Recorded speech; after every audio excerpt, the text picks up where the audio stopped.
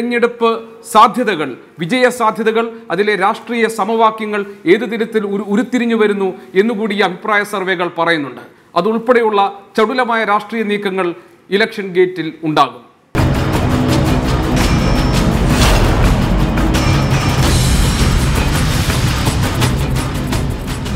Election ലീഡ്സിൽ ഇന്ന് ആദ്യം പരിശോധിക്കുന്നത് ഇപ്പോൾ പുറത്തു വന്നുകൊണ്ടിരിക്കുന്ന അഭിപ്രായ സർവേ ഫലങ്ങളാണ്.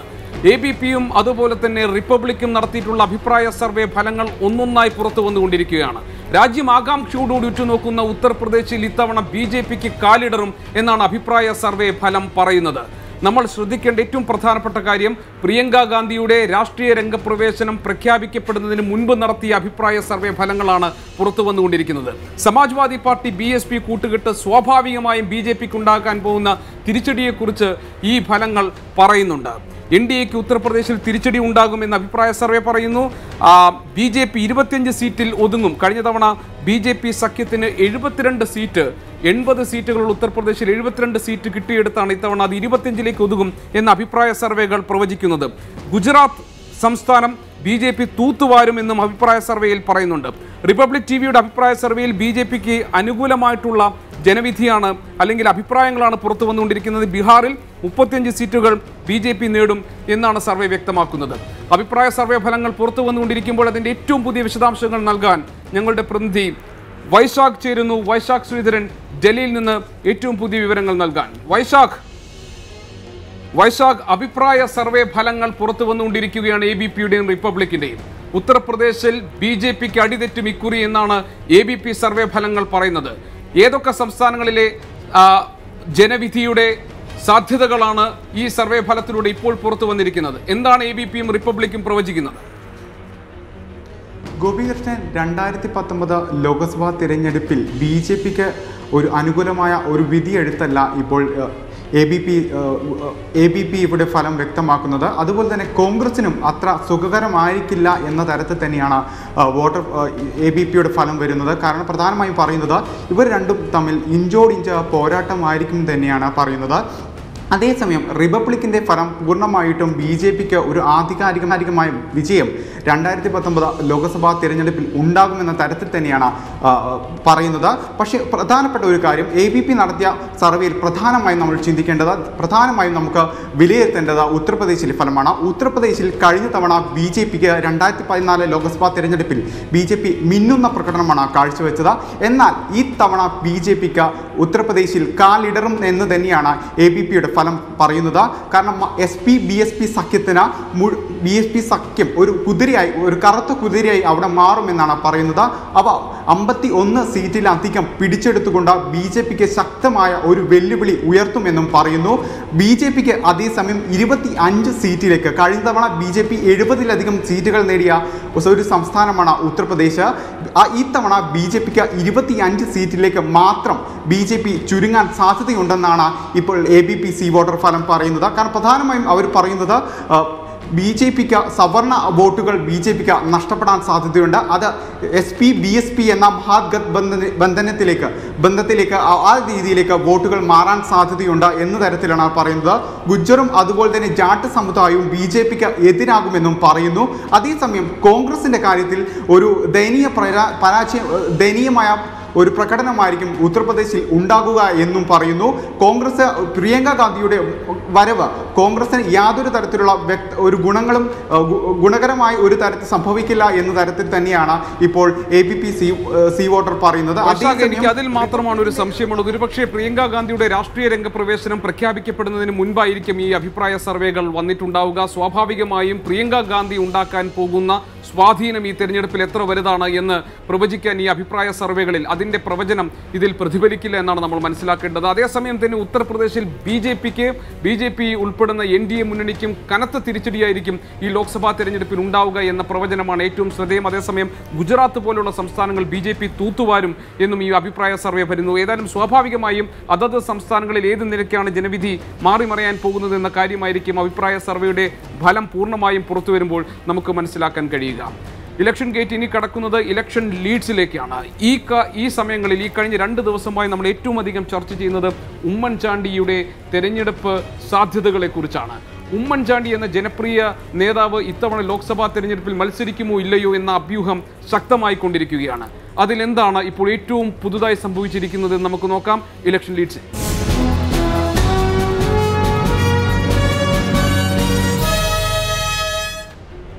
ഹൈക്കമാൻഡ് ആവശ്യപ്പെട്ടാൽ ഇക്കുറി ലോക്സഭാ തെരഞ്ഞെടുപ്പിൽ മത്സരിക്കാൻ തയ്യാറാണ് എന്ന് ഉമ്മൻചാണ്ടി വ്യക്തമാക്കിയിരിക്കുന്നു. വളരെ വലിയ അഭ്യൂഹങ്ങൾ ഇതുമായി ബന്ധപ്പെട്ട് ഈ ദിവസങ്ങളിൽ നിലനിന്നിരുന്നു. അദ്ദേഹം മത്സര രംഗത്തുണ്ടാകില്ല എന്ന ഒരു സമയമുണ്ടായിരുന്നു. അതേസമയം തന്നെ കോൺഗ്രസ് നേതാക്കളും പ്രവർത്തകരും ഒരുപോലെ ഈ ആവശ്യവുമായി രംഗത്ത് വന്നിരിക്കുന്ന സാഹചര്യത്തിൽ ഹൈക്കമാൻഡിന്റെ ഇടപെടലുണ്ടായാൽ തെരഞ്ഞെടുപ്പിൽ മത്സരിക്കുന്ന കാര്യം പരിഗണിക്കാം എന്ന നിലപാടിലെത്തിയിട്ടുണ്ട് ഉമ്മൻചാണ്ടി. ഇത് കോൺഗ്രസ് പ്രവർത്തകരുടെയോ പാർട്ടി നേതാക്കളുടെയോ മാത്രം ആവശ്യമല്ല, UDF-നകത്തുള്ള ഘടകകക്ഷികൾക്കും ഉമ്മൻചാണ്ടി ഇത്തവണ മത്സര രംഗത്തുണ്ടാകണം എന്ന് തന്നെയാണ് ആഗ്രഹം. അതുകൊണ്ടാണ് ഇക്കാര്യം പരസ്യമായി ആവശ്യപ്പെട്ടുകൊണ്ട് മുസ്ലിം ലീഗും രംഗത്തെത്തിയിരിക്കുന്നത്. വരാനിരിക്കുന്ന നിർണായക ലോക്സഭാ തെരഞ്ഞെടുപ്പിൽ ഉമ്മൻചാണ്ടി മത്സരിക്കുമോ ഇല്ലയോ? കഴിഞ്ഞ കുറച്ചു ദിവസങ്ങളായി രാഷ്ട്രീയ മണ്ഡലത്തിൽ ഉയർന്നു നിന്ന ചോദ്യമായിരുന്നു ഇത്. മത്സരിക്കാനില്ലെന്ന നിലപാടുമായി ഉമ്മൻചാണ്ടി കഴിഞ്ഞ ദിവസം രംഗത്തെത്തുകയും ചെയ്തു. എന്നാൽ ഉമ്മൻചാണ്ടി മത്സരിക്കണമെന്ന സമ്മർദ്ദം പല കോണുകളിൽ നിന്ന് ശക്തമായതോടെ നിലപാടിൽ അയവ് വരുത്തിയിരിക്കുകയാണ് അദ്ദേഹം. ഇത് സംബന്ധിച്ചുള്ള ഒരു ചർച്ചയും തുടങ്ങിയിട്ടില്ല. ഹൈക്കമാൻഡ് അത്തരം ആവശ്യം മുന്നോട്ട് വെച്ചാൽ നിരസിക്കുമോ? അങ്ങനെ വെക്കട്ടെ. ഉമ്മൻചാണ്ടി മത്സരിക്കണമെന്ന പൊതുവികാരം തന്നെയാണ് UDF-നും കോൺഗ്രസിനുമുള്ളത്. മത്സരരംഗത്ത് ഉമ്മൻചാണ്ടി ഉണ്ടാകണമെന്ന താല്പര്യം പ്രകടിപ്പിച്ച മുസ്ലിം ലീഗും രംഗത്തെത്തി. അങ്ങനെയാണ് നമ്മൾ ആഗ്രഹിക്കുന്നത്. It is left to him. അദ്ദേഹമാണ് തീരുമാനിക്കേണ്ടത്. സന്നദ്ധമാകാതിരിക്കാൻ സാധ്യതയില്ല എന്ന് ഞാൻ മനസ്സിലാക്കുന്നത്. ഇത്തവണ അദ്ദേഹം ഇവിടുന്ന് ജയിച്ച് കേരളത്തിൻ്റെ ഒരു പ്രതിനിധിയായിട്ട് കേന്ദ്ര മന്ത്രിസഭയിൽ അംഗത്വം നേടുമെന്നാണ് ഞാൻ വിശ്വസിക്കുന്നത്. അദ്ദേഹം ഏത് സീറ്റ് ചോദിച്ചാലും കൊടുക്കണം എന്നുള്ളത് ജനങ്ങളുടെ ഒരു അഭിപ്രായമാണ്. ഉമ്മൻചാണ്ടി മികച്ച സ്ഥാനാർത്ഥിയാണെന്ന നിലപാട് ആവർത്തിച്ച KPCC പ്രസിഡന്റ് മുല്ലപ്പള്ളി രാമചന്ദ്രൻ ഇന്നും രംഗത്തെത്തി. ഉമ്മൻചാണ്ടിയുടെ സ്ഥാനാർത്ഥിത്വത്തിൽ നേതൃത്വത്തിനുള്ള താല്പര്യം തന്നെയാണ് അദ്ദേഹത്തിൻ്റെ വാക്കുകളിലൂടെ വ്യക്തമാകുന്നത്. ഉമ്മൻചാണ്ടി ഞാൻ പറഞ്ഞല്ലോ, ഞങ്ങളെ സംബന്ധിച്ചിടത്തോളം എല്ലാ കാലത്തും എവിടെയും നിർത്താൻ സാധിക്കുന്ന മികച്ച സ്ഥാനാർത്ഥിയാണ്. അദ്ദേഹം എവിടെ നിന്നാലും വമ്പിച്ച വോട്ടിന് ജയിക്കും, ഒരു സംശയമില്ല. നേതാക്കളുടെയും പ്രവർത്തകരുടെയും വികാരങ്ങളും അഭിപ്രായങ്ങളും കണക്കിലെടുത്തുകൊണ്ടാകും സ്ഥാനാർത്ഥി നിർണയമെന്ന് കേരളത്തിൻ്റെ ചുമതലയുള്ള AICC ജനറൽ സെക്രട്ടറി മുകുൾ വാസ്നിക്കും അറിയിച്ചിട്ടുണ്ട്. അതായത് പ്രവർത്തകരും നേതാക്കളും ഉമ്മൻചാണ്ടി മത്സരിക്കണമെന്ന് ഒന്നടങ്കം ആവശ്യപ്പെട്ടാൽ അദ്ദേഹത്തിന് മത്സരരംഗത്ത് നിന്ന് മാറി നിൽക്കാനാവില്ലെന്ന് ചുരുക്കം. As far as selection of candidates is concerned, certainly we seek views from the committees at the local level, including the district Congress committees. Subsequently, the Pradesh Election Committee will meet. We will have screening committees, and after the screening committee, the proposals will go to the Central Election Committee, where final decisions are taken. വിജയസാധ്യതയുള്ള സ്ഥാനാർത്ഥികളെ രംഗത്തിറക്കണമെന്ന നിർദ്ദേശമാണ് കേന്ദ്ര നേതൃത്വവും നൽകിയിരിക്കുന്നത്. മത്സരിക്കാനില്ലെന്ന മുൻ നിലപാടിൽ ഉമ്മൻചാണ്ടി അയവ് വരുത്തിയതോടെ അദ്ദേഹം മത്സരരംഗത്തുണ്ടാകുമെന്നുള്ള കാര്യത്തിൽ ഏതാണ്ട് ഉറപ്പായി. ഇനി വ്യക്തത വരേണ്ടത് ഏതു സീറ്റിൽ നിന്നാണ് അദ്ദേഹം മത്സരിക്കുക എന്നതിൽ മാത്രമാണ്. കോട്ടയവും ഇടുക്കിയുമാണ് പറഞ്ഞു കേൾക്കുന്നത്. ഉമ്മൻചാണ്ടിയെ മുന്നിൽ നിർത്തി ലോക്സഭാ തെരഞ്ഞെടുപ്പിൽ കേരളത്തിൽ പരമാവധി സീറ്റുകൾ വിജയിക്കുക എന്നുള്ള കണക്കുകൂട്ടലിലാണ് മുന്നണി നേതൃത്വം. ഇനി അല്ലമീൻ പറഞ്ഞു നിർത്തിയതുപോലെ ഇനി വ്യക്തത ഉണ്ടാകേണ്ടത് ഉമ്മൻചാണ്ടി ഏത് സീറ്റിൽ മത്സരിക്കാൻ പോകുന്നു എന്ന കാര്യത്തിലാണ്. ഉമ്മൻചാണ്ടിയുടെ പേര് പറഞ്ഞു കേൾക്കുന്ന രണ്ട് മണ്ഡലങ്ങൾ, ഒന്ന് കോട്ടയവും മറ്റൊന്ന് ഇടുക്കിയും. കോട്ടയത്തായിരിക്കുമോ ഉമ്മൻചാണ്ടി മത്സരിക്കുക, അതോ ഇടുക്കിയിലായിരിക്കുമോ മത്സരിക്കുക? ഇങ്ങനെ സംശയങ്ങൾ നിലനിൽക്കുമ്പോഴാണ് കോട്ടയം സീറ്റ് കേരള കോൺഗ്രസിന് അവകാശപ്പെട്ടതാണ് എന്ന് ഇന്ന് ഉമ്മൻചാണ്ടി ആവർത്തിച്ചിരിക്കുന്നത്. ഘടകകക്ഷികളിൽ നിന്ന് സീറ്റ് പിടിച്ചു വാങ്ങുന്ന ഒരു പാരമ്പര്യം UDF-നില്ല എന്നാണ് ഉമ്മൻചാണ്ടി പറഞ്ഞത്.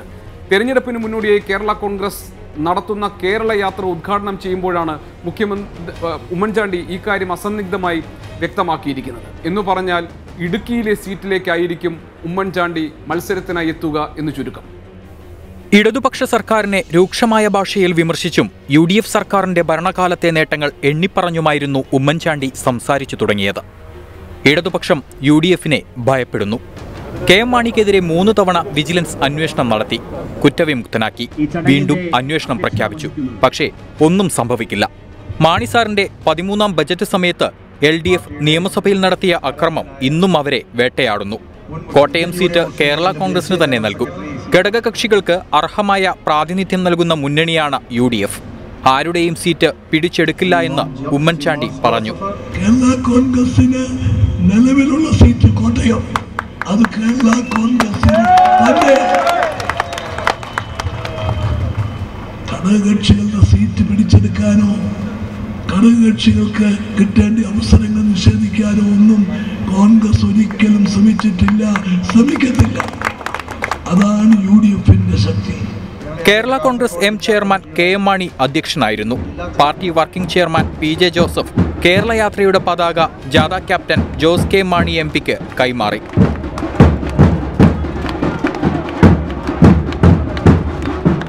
ലോക്സഭാ തെരഞ്ഞെടുപ്പിന് മുന്നോടിയായി കേരളത്തിൽ സംഘടിപ്പിക്കുന്ന ആദ്യത്തെ യാത്രയാണ് കേരള കോൺഗ്രസിന്റേത്. കൂടുതൽ ജനവിഭാഗങ്ങളെ പാർട്ടിയിലേക്ക് ആകർഷിച്ച് രാഷ്ട്രീയ അടിത്തറ ശക്തമാക്കുക എന്ന ലക്ഷ്യത്തോടെ നടപ്പിലാക്കുന്ന മിഷൻ 2030 തുടക്കം കുറിക്കുന്ന ആദ്യത്തെ സംസ്ഥാന പ്രചാരണം കൂടിയാണ് ഇത്. കർഷകരക്ഷ, മതേതര ഭാരതം, പുതിയ കേരളം എന്നീ മുദ്രാവാക്യങ്ങളാണ് യാത്ര മുന്നോട്ട് വയ്ക്കുന്നത്. 14 ജില്ലകളിലായി 100-ലേറെ കേന്ദ്രങ്ങളിലൂടെ കടന്നുപോകുന്ന യാത്ര ഫെബ്രുവരി 15-ന് തിരുവനന്തപുരത്ത് സമാപിക്കും. ഷഹദ് റഹ്മാൻ, 24, കാസർഗോഡ്. കോട്ടയം കേരള കോൺഗ്രസിന് നൽകും എന്ന് ഉമ്മൻചാണ്ടി പറഞ്ഞതോടുകൂടി ഇനി അദ്ദേഹം മത്സരിക്കാൻ പോകുന്ന മണ്ഡലം ഏതാണ് എന്ന കാര്യത്തിൽ സംശയിക്കേണ്ടതില്ല. അത് ഇടുക്കി തന്നെ ആയിരിക്കും. ഉമ്മൻചാണ്ടി മത്സരരംഗത്തിറങ്ങുമ്പോൾ ഇടുക്കിയിൽ ആ സീറ്റ് തിരിച്ചുപിടിക്കാൻ കഴിയുമെന്ന ആത്മവിശ്വാസം UDFനുണ്ട്. അതേസമയം ഉമ്മൻചാണ്ടി മത്സരരംഗത്തിറങ്ങുന്നതിനെ ഇടുക്കിയിലെ നാട്ടുകാർ എങ്ങനെ കാണുന്നു എന്നറിയുന്നതിലാണ് കൗതുകം. ഇടുക്കിയിലെ നാട്ടുകാരുടെ പ്രതികരണത്തിലേക്കാണ് ഇലക്ഷൻ ഗേറ്റിനെ. ഉമ്മൻചാണ്ടി കേരളത്തിൽ നിന്ന് പോകരുതെന്നാണ് എൻ്റെ അഭിപ്രായം. ഉമ്മൻചാണ്ടിയെ പോലെ ദക്ഷിണാശാലിയായ ഒരു രാഷ്ട്രീയക്കാരൻ എപ്പോഴും മലയാളികൾക്ക് ആവശ്യമാണ്. ഉമ്മൻചാണ്ടി മത്സരിക്കുന്നത് ഇടുക്കിയിലേക്ക് നല്ല കാര്യമാണ്. ഇടുക്കിയിൽ ഉമ്മൻചാണ്ടി ജയിക്കുകയും ചെയ്യും. ഉമ്മൻചാണ്ടി ഇടുക്കി ജില്ലയിൽ നിന്ന് മത്സരിച്ചാൽ ജയിക്കാൻ ചാൻസ് കുറവാണ്. ഇവിടെ ജോയിസ് ജോർജ് MP വളരെ നല്ല പ്രവർത്തനങ്ങളാണ് കാഴ്ചവെച്ചിട്ടുള്ളത്. എന്നെ സംബന്ധിച്ച് പറയുകയാണെങ്കിൽ നല്ല അഭിപ്രായം. പുള്ളി ഇടുക്കിയിൽ ജയിക്കുമെന്നുള്ള ഒരു ഒറ്റ കണക്കൂട്ട് എനിക്കുണ്ട്. ജോസഫ് സാർ നിൽക്കണമെങ്കിൽ നിന്നാൽ ചിലപ്പോൾ ഒരു വർഷം ജയിക്കും. ഇടുക്കി ജില്ലയിൽ മത്സരിച്ചാലല്ല, കേരളത്തിലെ ഏത് മണ്ഡലത്തിൽ നിന്നാലും ഉമ്മൻചാണ്ടി ജയിക്കും. ഇക്കുറി കൂടുതൽ സീറ്റ് ആവശ്യപ്പെടുമോ മുസ്ലിം ലീഗ്? അങ്ങനെയാണെങ്കിൽ അവർ ഏത് സീറ്റായിരിക്കും അധികമായി ആവശ്യപ്പെടുക? ഇനി അങ്ങനെ ആവശ്യപ്പെട്ടാൽ അത് അനുവദിക്കപ്പെടുമോ UDFനകത്ത്? ഈ ചോദ്യവും ഇപ്പോൾ പ്രസക്തമാണ്. അതേസമയം തന്നെ ലോക്സഭാ സീറ്റിൽ മൂന്നാമതൊരു സീറ്റിനു കൂടി ആവശ്യപ്പെടാനുള്ള അർഹത മുസ്ലിം ലീഗിനുണ്ട് എന്നാണ് EK സുന്നി വിഭാഗത്തിൻ്റെ, അതായത് സമസ്തയുടെ മുഖപത്രമായ സുപ്രഭാതത്തിൽ ഇന്ന് എഴുതിയിട്ടുള്ള മുഖപ്രസംഗത്തിൽ പറയുന്നത്. ഇത് സമസ്തയുടെ മാത്രം അല്ലെങ്കിൽ EK സുന്നി വിഭാഗത്തിൻ്റെ മാത്രം അഭിപ്രായമാണ് എന്ന് പറഞ്ഞ് ഒഴിയുകയാണ് KPA മജീദ് ലീഗ് നേതാവ് ചെയ്തത്. അതേസമയം തന്നെ ലീഗിന് മൂന്നാമതൊരു സീറ്റിന് എല്ലാ വിധത്തിലും അർഹതയുണ്ട് എന്നാണ് KNA ഖാദറിൻ്റെയും PK ഫിറോസിൻ്റെയും അഭിപ്രായം. ലീഗ് ഈ കാര്യത്തിൽ സ്വീകരിക്കാൻ പോകുന്ന സമ്മർദ്ദ തന്ത്രം എന്തായിരിക്കും? അത്തരം ചർച്ചകളൊന്നും തന്നെ ആരംഭിച്ചിട്ടില്ല. ഐക്യജനാധിപത്യ കക്ഷിയുടെ യോഗം കഴിഞ്ഞ ദിവസം തിരുവനന്തപുരത്ത് ചേർന്നു എന്ന സത്യമാണ്. സീറ്റ് സംബന്ധമായി എന്തെങ്കിലും ഒരു പ്രശ്നമുണ്ടാകുമെന്ന് ആരും ധരിക്കരുത്. തികഞ്ഞ കെട്ടുറപ്പോടും ഐക്യത്തോടും കൂടിയാണ് ഞങ്ങൾ മുന്നോട്ട് പോകുന്നത്. UDFലെ സീറ്റ് വിഭജന കാര്യത്തിൽ പാർട്ടികൾ കൂടിയാലോചനകൾ നടത്തുന്നതിനിടെയാണ് അപ്രതീക്ഷിതമായി KPCC പ്രസിഡന്റ് മുല്ലപ്പള്ളി രാമചന്ദ്രൻ ഇങ്ങനെ ഒരു പ്രസ്താവന നടത്തിയത്. സീറ്റ് കാര്യത്തിൽ ഏകദേശ ധാരണയായെന്ന് മുല്ലപ്പള്ളി പറഞ്ഞതിന് തൊട്ടു പിന്നാലെ ലീഗിന് മൂന്നാം സീറ്റ് വേണമെന്ന ആവശ്യവുമായി ലീഗ് നേതാക്കൾ ഒന്നടങ്കം രംഗത്തെത്തി. മൂന്നാം സീറ്റിന് ലീഗിന് അർഹതയില്ലെന്ന് കോൺഗ്രസ് നേതാക്കൾ പോലും പറയില്ലെന്നായിരുന്നു അഡ്വക്കേറ്റ് KNA ഖാദർ MLAയുടെ പ്രതികരണം. ലീഗിന് 3-4 പാർലമെൻറ്റ് സീറ്റിനും അതുപോലെ കൂടുതൽ നിയമസഭാ സീറ്റുകൾക്കും അർഹതയുണ്ടെന്ന് ആരും സമ്മതിക്കും ഇല്ലാന്ന് ഈ മുന്നണിയുടെ നേതൃത്വവും പറയും. മൂന്നാം സീറ്റ് ആവശ്യമുന്നയിച്ച് ലീഗിന് പിന്നാലെ യൂത്ത് ലീഗും രംഗത്തെത്തി. മൂന്നാം സീറ്റിന് മാത്രമല്ല അർഹതയുള്ളത്, അർഹതയുടെ ലെവൽ വെച്ച് പരിശോധിക്കുകയാണ് കേരളത്തിൽ മുസ്ലിം ലീഗ് അതിൽ കൂടുതൽ അർഹതയുള്ള പാർട്ടിയാണ്, യാതൊരു സംശയവും. എന്നാൽ സീറ്റ് ആവശ്യപ്പെടാൻ എല്ലാ കക്ഷികൾക്കും അർഹതയുണ്ടെന്നും അത് നൽകണമോ വേണ്ടയോ എന്ന് തീരുമാനിക്കേണ്ടത് UDF ആണെന്നായിരുന്നു ലീഗിന്റെ പേരെടുത്ത് വിമർശിക്കാതെയുള്ള K സുധാകരന്റെ പ്രതികരണം. ആവശ്യപ്പെടാൻ അവർക്ക് അധികാരമുണ്ട്, കൊടുക്കാതിരിക്കാൻ UDFനും അധികാരമുണ്ട്. അതേസമയം ലീഗ് മൂന്നാം സീറ്റ് എന്ന പൊതുവികാരത്തെ ഉൾക്കൊള്ളാതെ പ്രവർത്തിക്കുകയാണെന്നും പൊതുവികാരം ലീഗ് മാനിക്കുന്നില്ല എന്ന വിമർശനവുമായി EK സുന്നി വിഭാഗത്തിന്റെ മുഖപത്രമായ സുപ്രഭാതവും രംഗത്തെത്തി. വിവിധ ബ്യൂറോകൾക്കൊപ്പം മലപ്പുറത്ത് നിന്ന് നിഖിൽ പ്രമേഷ്, 24. ഈ തെരഞ്ഞെടുപ്പിലെ പ്രധാനപ്പെട്ട ഒരു സവിശേഷതയായി മാറാൻ പോകുന്നത് കേരളത്തെ സംബന്ധിച്ച് കേന്ദ്ര നേതാക്കളുടെ സാന്നിധ്യമായിരിക്കും CPIM-നെ പോലൊരു പാർട്ടിയെ സംബന്ധിച്ച്. കാരണം അതിനൊരു താരപരിവേഷം ഉണ്ടാകാൻ പോവുകയാണ്. കേരളത്തിലെ വിവിധ മണ്ഡലങ്ങളിലേക്ക് കേന്ദ്ര നേതാക്കളെ സ്ഥാനാർത്ഥികളാക്കി കൊണ്ടുവരാൻ വേണ്ടിയുള്ള ആലോചന CPIM-നകത്ത് വളരെ സജീവമായുണ്ട്. അതിൽ പറഞ്ഞു കേൾക്കുന്ന പേരുകളാണ് CPM പോളിറ്റ് ബ്യൂറോ അംഗങ്ങളായ പ്രകാശ് കാരാട്ടും ബൃന്ദ കാരാട്ടും. അതോടൊപ്പം തന്നെ CPM കർഷക റാലികൾക്ക് നേതൃത്വം കൊടുത്ത അല്ലെങ്കിൽ ആ ആശയത്തെ മുന്നിലേക്ക് എത്തിച്ച കേന്ദ്ര കമ്മിറ്റി അംഗം ബിജു കൃഷ്ണൻ്റെ പേരും ഇതിനോടനുബന്ധമായി പറഞ്ഞു കേൾക്കുന്നുണ്ട്. അങ്ങനെയാണെങ്കിൽ പ്രകാശ് കാരാട്ടിനും ബൃന്ദ കാരാട്ടിനുമൊക്കെയായി കരുതി വെച്ചിരിക്കുന്ന മണ്ഡലങ്ങൾ ഏതൊക്കെയാണ്? ഏത് മണ്ഡലങ്ങളിലേക്കാണ് അവർ മത്സരരംഗത്തേക്ക് വരാൻ സാധ്യത? ആദ്യം നമുക്ക് പ്രകാശ് കാരാട്ട് CPM മുൻ ജനറൽ സെക്രട്ടറി എവിടെയാണ് മത്സരിക്കാൻ പോകുന്നത് എന്ന് നമുക്ക് നോക്കാം. പ്രകാശ് കാരാട്ടിന് മുന്നിൽ വെച്ചിരിക്കുന്ന സാധ്യത പാലക്കാടാണ്. പാലക്കാട്ട് ഇപ്പോഴത്തെ സിറ്റിംഗ് MP രാജേഷ് പാലക്കാട്ട് നിന്ന് മാറുമെന്നും അവിടെ പ്രകാശ് കാരാട്ട് മത്സര രംഗത്തേക്ക് എത്തുമെന്നാണ്. പ്രകാശ് കാരാട്ടിൻ്റെ ജന്മസ്ഥലമായ പാലക്കാട്ട് അദ്ദേഹത്തെ സ്ഥാനാർത്ഥിയാക്കി കൊണ്ടുവരുന്നതിന് മറ്റൊരു കാരണം കൂടിയുണ്ട്. ഒരു സമ്പൂർണ്ണമായ മറ്റൊരു രാഷ്ട്രീയ സാധ്യത, ഒരു മൂന്നാം മുന്നണിയുടെയൊക്കെ സാധ്യത തെളിഞ്ഞു നിൽക്കുന്ന ഒരു രാഷ്ട്രീയ അന്തരീക്ഷത്തിൽ UPA സർക്കാരിന് അന്ന് പുറത്തുനിന്ന് പിന്തുണ നൽകിയ CPIM-നെ നയിച്ചയാൾ എന്ന നിലയിൽ കൂടി പ്രകാശ് കാരാട്ടിന് ഇവിടെ മത്സരിക്കാനുള്ള അധിക യോഗ്യതയായി പാർട്ടി വിലയിരുത്തുന്നുണ്ട് എന്നാണ് അറിയുന്നത്.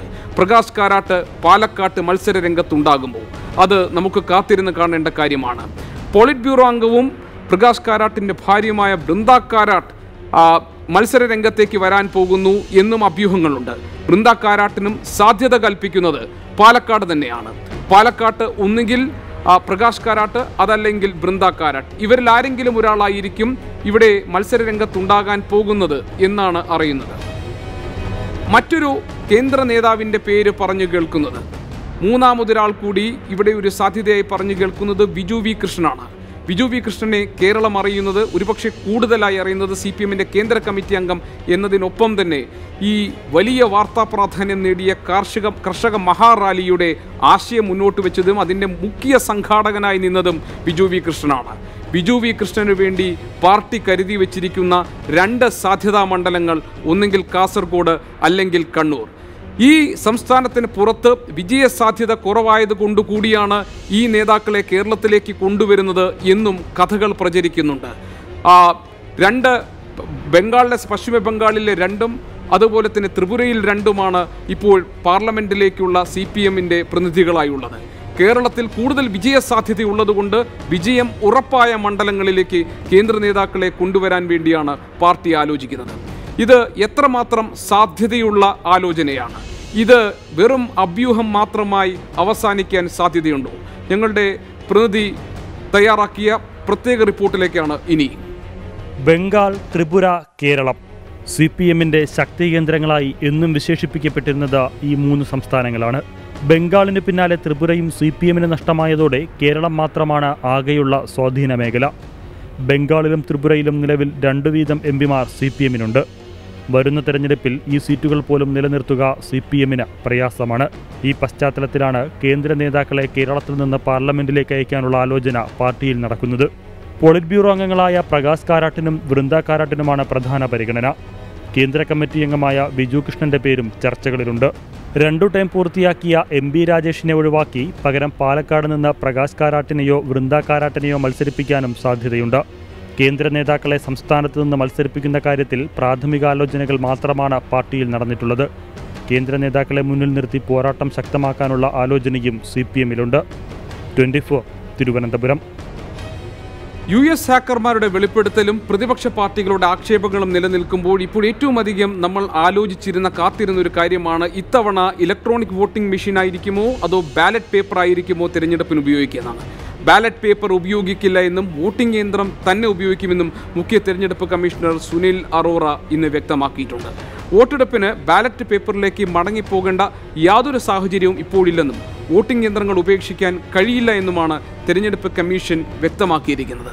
പൊതുതെരഞ്ഞെടുപ്പിന് മുന്നോടിയായി കേന്ദ്ര തെരഞ്ഞെടുപ്പ് കമ്മീഷൻ ആതിഥേയത്വം വഹിക്കുന്ന അന്താരാഷ്ട്ര സെമിനാറിൻ്റെ ഭാഗമായാണ് കേന്ദ്ര തെരഞ്ഞെടുപ്പ് കമ്മീഷൻ നയം വ്യക്തമാക്കിയത്.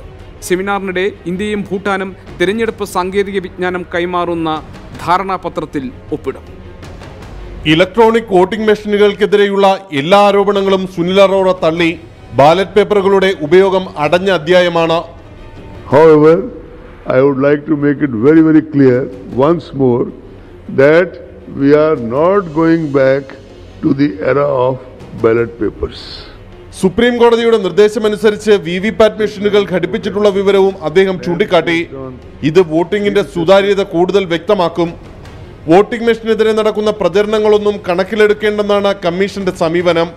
തിരഞ്ഞെടുപ്പുകളെ എല്ലാവർക്കും സ്വീകാര്യവും പ്രാപ്തവുമാക്കുക എന്ന വിഷയത്തെ അധികരിച്ചുള്ള പ്രബന്ധാവതരണവും ചർച്ചകളുമാണ് സമ്മേളനത്തിൽ നടക്കുന്നത്. 6 രാജ്യങ്ങളിൽ നിന്നും 3 അന്തർദേശീയ ഏജൻസികളിൽ നിന്നുമുള്ള പ്രതിനിധികൾ യോഗത്തിൽ പങ്കെടുക്കുന്നു. ആർ രാധാകൃഷ്ണൻ, 24, ഡൽഹി. ഏതായാലും ഇലക്ട്രോണിക് വോട്ടിംഗ് മെഷീൻ തന്നെയായിരിക്കും ഈ തെരഞ്ഞെടുപ്പിൽ ഉപയോഗിക്കാൻ പോകുന്നത് എന്ന കാര്യം തെരഞ്ഞെടുപ്പ് കമ്മീഷൻ വ്യക്തമാക്കി കഴിഞ്ഞു. അതേസമയം തന്നെ ഇന്ത്യൻ ജനാധിപത്യത്തിൻ്റെ നിലവിലെ അളവുകോലായ ഇലക്ട്രോണിക് വോട്ടിംഗ് മെഷീനുകളുടെ വിശ്വാസ്യത ഒരു ചോദ്യചിഹ്നമായിരിക്കുകയാണ്. പ്രതിപക്ഷ പാർട്ടികൾ, പ്രത്യേകിച്ച് ആം ആദ്മി പാർട്ടിയെല്ലാം വളരെ ശക്തമായ ആക്ഷേപങ്ങൾ അല്ലെങ്കിൽ സംശയങ്ങളാണ് ഇലക്ട്രോണിക് വോട്ടിംഗ് മെഷീനുകളുടെ കാര്യത്തിൽ ഉന്നയിച്ചിട്ടുള്ളത്. ഇത്തരം ഗുരുതരമായ ആരോപണങ്ങൾ ഉന്നയിക്കപ്പെട്ടിരിക്കുന്ന സാഹചര്യത്തിൽ എന്താണ് ഇലക്ട്രോണിക് വോട്ടിംഗ് മെഷീനുകൾക്ക് സംഭവിക്കുന്നത്? ഏത് തരത്തിലുള്ള സംശയങ്ങളാണ് നിലനിൽക്കുന്നത്? ഇത് സംബന്ധിച്ചിട്ടുള്ള റിപ്പോർട്ടിലേക്കാണ് ഇലക്ഷൻ ഗേറ്റ് ഇനി കടക്കുന്നത്. 1982 കേരളത്തിലാണ് പരീക്ഷണാർത്ഥം ഇലക്ട്രോണിക് വോട്ടിംഗ് യന്ത്രം ആദ്യമായി ഉപയോഗിച്ചത്. 2004 ലോക്സഭാ തെരഞ്ഞെടുപ്പോടെ അത് രാജ്യത്തെ ജനാധിപത്യത്തിന്റെ അളവുകോലായി. വോട്ട് ചെയ്യുന്ന ബാലറ്റ് യൂണിറ്റും പോളിംഗ് ഓഫീസർ നിയന്ത്രിക്കുന്ന കൺട്രോൾ യൂണിറ്റും 5 മീറ്റർ നീളമുള്ള കേബിൾ കൊണ്ട് ബന്ധിപ്പിച്ച ഒരു സാങ്കേതിക ഉപകരണമാണ് വോട്ടിംഗ് യന്ത്രം. തെരഞ്ഞെടുപ്പ് ക്രമക്കേടുകൾ ഇല്ലാതാക്കാനും തെരഞ്ഞെടുപ്പ് പ്രക്രിയ കൂടുതൽ എളുപ്പത്തിലാക്കാനും വേണ്ടിയാണ് ഇന്ത്യയിൽ വോട്ടിംഗ് യന്ത്രങ്ങൾ ഉപയോഗിച്ചു തുടങ്ങിയത്. എന്നാൽ തുടക്കം മുതലേ ഇലക്ട്രോണിക് വോട്ടിംഗ് യന്ത്രങ്ങൾക്കെതിരെ ആക്ഷേപങ്ങൾ ഉയർന്നു. കൺട്രോൾ യൂണിറ്റിലെ പ്രോഗ്രാമിൽ തിരിമറി നടത്തുക, പുതിയ മെമ്മറി ചിപ്പോ CPU ഘടിപ്പിക്കുക, ബ്ലൂടൂത്ത് വഴി നിയന്ത്രിക്കാവുന്ന തെറ്റായ ഡിസ്പ്ലേ ഘടിപ്പിക്കുക തുടങ്ങിയ രീതികളിൽ ക്രമക്കേട് നടത്താനാകുമെന്ന് ചില ഗവേഷകർ റിപ്പോർട്ട് ചെയ്തിരുന്നു.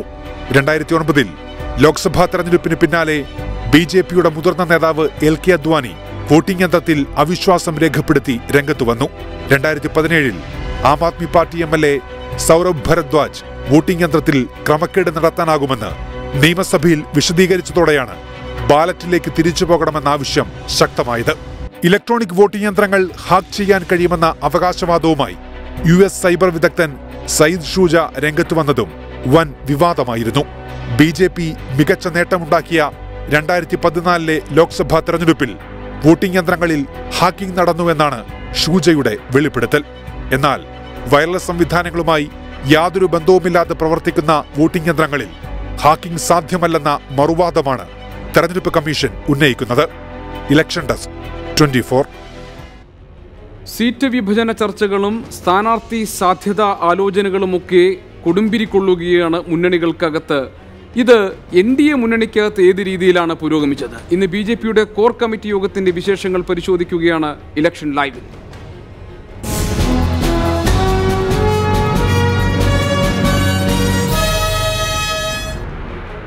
BDJSന് 4 സീറ്റ് നൽകാൻ BJP കോർ കമ്മിറ്റി യോഗത്തിൽ തീരുമാനമായി. സീറ്റുകൾ ഏതൊക്കെയാണെന്ന് NDAയിൽ ചർച്ച ചെയ്യും. അന്തിമഘട്ട സ്ഥാനാർത്ഥി പട്ടിക ഫെബ്രുവരി ആദ്യവാരം പ്രഖ്യാപിക്കാനും തീരുമാനമായിട്ടുണ്ട്. ദീപക് ഞങ്ങളുടെ പ്രതിനിധി വിശദാംശങ്ങളുമായുണ്ട്. ദീപക്, ഇന്ന് തൃശ്ശൂരിൽ ചേർന്ന BJP കോർ കമ്മിറ്റി യോഗത്തിൽ എന്തൊക്കെ നിർണായകമായ തീരുമാനങ്ങളാണ് എടുത്തത്? പ്രത്യേകിച്ച് ശബരിമല വിഷയത്തിൽ പാർട്ടി സ്വീകരിച്ച നയനിലപാടുകളിന്മേൽ ശക്തമായ വാദപ്രതിവാദങ്ങൾ നടന്നതായി റിപ്പോർട്ടുകൾ വന്നിരുന്നു. ശബരിമല വിഷയം ഈ തെരഞ്ഞെടുപ്പിന് എങ്ങനെ ബാധിക്കുമെന്ന കാര്യം അടക്കം എന്തെല്ലാം വിഷയങ്ങളിലാണ് ഇന്ന് കോർ കമ്മിറ്റി ആലോചനയിലെത്തിയത്, ധാരണയിലെത്തിയത്? എന്താണ് അവരുടെ തീരുമാനം? ഗോപികൃഷ്ണൻ, പ്രധാനമായും ഇന്ന് കോർ കമ്മിറ്റി ചേരുമ്പോൾ 2 വിഷയങ്ങളായിരുന്നു മുഖ്യ അജണ്ടകളായി സെറ്റ് ചെയ്തിരുന്നത്. അതിൽ ഒന്ന് ശബരിമല വിഷയമായിരുന്നു, ഒപ്പം വരുന്ന തിരഞ്ഞെടുപ്പ്. ഈ 2 വിഷയങ്ങളിലായിരുന്നു ഇന്ന് ചർച്ചകളും നടന്നത്. ആദ്യഘട്ടത്തിൽ ശബരിമല വിഷയവുമായി ബന്ധപ്പെട്ടുകൊണ്ട് മുരളീധര പക്ഷം ഈ ഒരു സെക്രട്ടേറിയറ്റിന് മുന്നിലേക്ക് സമരം മാറ്റിയത് BJPക്ക് വലിയ ദോഷമുണ്ടാക്കി. ആ സമരം പൂർണ്ണ പരാജയമായിരുന്നു എന്നുള്ള വിമർശനം കോർ കമ്മിറ്റിയിൽ ഉന്നയിച്ചു. ഒപ്പം BJPയെ കൂടുതൽ അപഹാസ്യമാക്കുന്നതിന് വേണ്ടിയാണ് ഈ സമരം സഹായിച്ചത് എന്നുള്ള ഒരു വിമർശനവും മുരളീധര പക്ഷത്തിന്റെ ഭാഗത്ത് നിന്ന് ഉയർന്നു വരികയുണ്ടായി. എന്നാൽ അതിനെ ഗണ്ണിച്ച് ഒരുമിച്ചുകൊണ്ട് PS ശ്രീധരൻപിള്ളയുടെ ഭാഗത്തു നിന്നുള്ള മറുപടി പൂർണ്ണ വിജയമാണ് ഈ സമരം, അത് ഒരു അനുകൂല സാഹചര്യം കേരളത്തിൽ BJPക്ക് ഉണ്ടാക്കി എന്നുള്ള നിലപാട് സ്വീകരിച്ചു. അത്തരത്തിൽ ഒരു ചർച്ച ശബരിമലയുമായി ബന്ധപ്പെട്ടുകൊണ്ട് കോർ കമ്മിറ്റി യോഗത്തിൽ ഉണ്ടായി. ഒപ്പം മറ്റൊരു പ്രധാനപ്പെട്ട വിഷയം എന്ന് പറയുന്നത് തിരഞ്ഞെടുപ്പായിരുന്നു. തിരഞ്ഞെടുപ്പ് മുന്നിൽ കണ്ടുകൊണ്ട് ഘടക കക്ഷികൾക്ക് എവിടെയൊക്കെ സീറ്റ് നൽകണം, ഒപ്പം ആരെയൊക്കെ തിരഞ്ഞെടുപ്പിൽ മത്സരിപ്പിക്കണം തുടങ്ങിയ കാര്യങ്ങളിലും ഇന്ന് ഒരു തീരുമാനത്തിലേക്ക് എത്തുന്ന സാഹചര്യമാണ് ഉണ്ടായത്. പ്രധാനമായും 8 സീറ്റായിരുന്നു ആദ്യഘട്ടത്തിൽ മുഖ്യ ഘടകകക്ഷിയായ BDJS ആവശ്യപ്പെട്ടിട്ടുണ്ടായിരുന്നത്. നൽകിയത് BDJSന് 4 സീറ്റ് നൽകാൻ വേണ്ടിയുള്ള തീരുമാനമാണെന്ന് BJPയുടെ കോർ കമ്മിറ്റി യോഗത്തിൽ ഉണ്ടായിരിക്കുന്നത്. ആകാംക്ഷ നിറഞ്ഞതും ഉദ്വേഗം ജനിപ്പിക്കുന്നതുമായ തരത്തിലുള്ള ചടുലമായ രാഷ്ട്രീയ നീക്കങ്ങളാണ് ഇപ്പോൾ തെരഞ്ഞെടുപ്പിന്റെ പിന്നാമ്പുറങ്ങളിൽ നടന്നുകൊണ്ടിരിക്കുന്നത്.